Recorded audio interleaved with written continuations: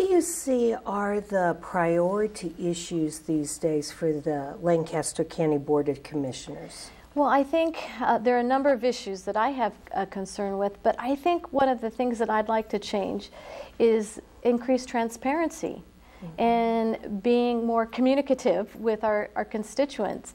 I think on a couple of issues, and we can go into more details on those two issues, I feel that there is there's a big disconnect with what our voters are telling us and what the county commissioners have actually acted on.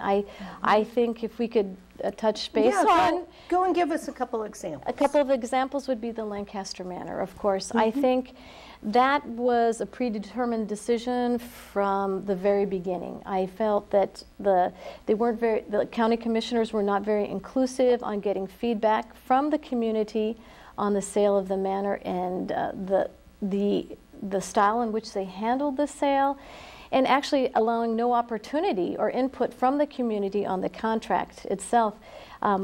One of the responsibilities I do for B&R stores is I handle real estate transactions. And I also deal and negotiate with all the service provider contracts. So I had an opportunity to review and read the contract, but it was after the fact. And there was never an opportunity for any feedback from any taxpayer about the contract on Lancaster Manor.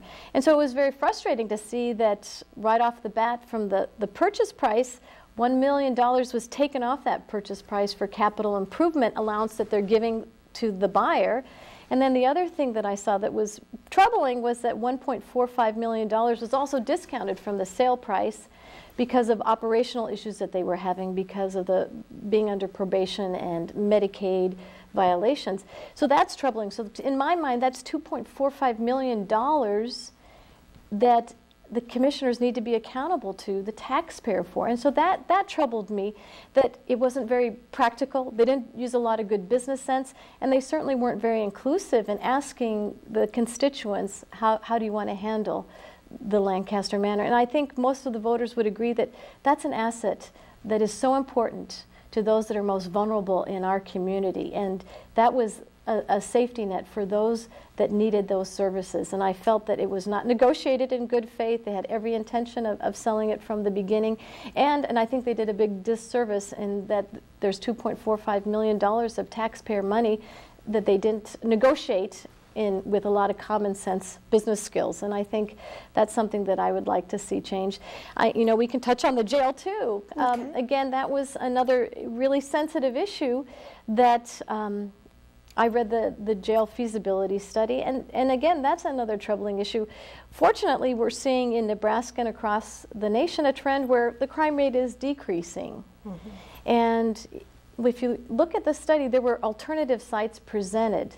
And in my mind, since I deal with remodel and construction at my job, I saw a wonderful opportunity to save taxpayers money by just renovating and expanding in the existing facility, reutilizing the space better, and basing it on an actual need. You've heard that expression. You don't build a church for Easter Sunday, so we have a decrease in the crime rate, yet we're building a colossal jail for a crime rate that may never materialize because we have a wonderful police force, and we hope that isn't the case. And I think, again, that's a misguided approach. They really didn't ask the taxpayers, do you want a jail? They asked us how, vote on this bond issue. And again, I don't think that was as inclusive as I would like to be, and as I think our commissioners. I think we have to call upon our commissioners, the commissioners that get elected this fall, that they have an accountability, but also an inclusivity, and to listen to the taxpayers more. So what do you see on the horizon for the county board as issues? Well, some of the issues that I would like to take up, I know this is a small detail, but I think it's real important about the inclusivity issue.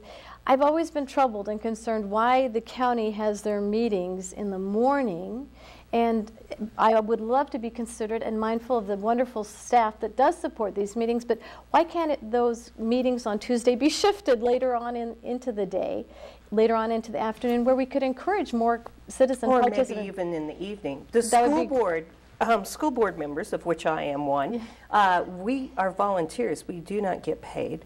and we have all our meetings in the evening.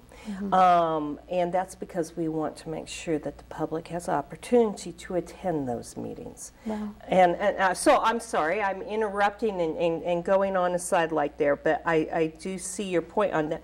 Tell us about the county board. I think a lot of people are like, county board, what do they do? Well, and I'm going to ask your help on this too, but I know the county board, they oversees the county funds. They oversee and care of county property and assets. They also participate in setting and establishing the tax levy. They also participate in working with the city and county on issues that impact both and deal with budget, setting budgets and salaries for elected and appointed officials, and they have mandates from the state on different agencies that they oversee. And one of those agencies is community mental health. Community mental health. Which is really important. Which is so important, and that we must continue to fund this important agency. And I'm also involved in the Community Health Endowment Board, and I know they're doing wonderful reaching out to the community and hopefully partnering to get that element of mental health evaluation into their community services to create a more comprehensive health profile for the patients that come through. It's so critical that we continue to fund that. But you know, if I could touch base on other things for the commissioners that I would like to see happen, I know that my budget practicality, because I deal with expenses, I manage our capital investment budgets, but budgets in general. And I think there are ways that we can bring cost savings to the county, looking at our utility costs, coming up with energy efficiencies. I know that that's one thing that I've done as working for our company is tracking utility costs and trying to find ways that we can find savings to the taxpayers without diminishing the level and quality of our services. So looking for efficiencies in that element. Also looking for ways to continue to combine city and county services wherever appropriate. And I think Lincoln has done a fabulous job in partnering with Lancaster County where we can consolidate some of those services, and I think we can continue to do that where and when it is appropriate. And then just looking for creative outside the box ideas. How can we even look for more savings for the taxpayers? Perhaps it's instead of for off-season elections, maybe we choose to go and mail out election ballots instead of funding, actually having citizens come in to vote and maybe saving the taxpayers money that way, and maybe even increase participation on those off election years. So just a few ideas, looking at perhaps maybe some of the county vehicles, we could turn those in and reimburse the associates for their mileage instead of maintaining insurance in the county vehicles. So I would love to have an opportunity to continue to explore some cost-saving ways that I've brought to our company.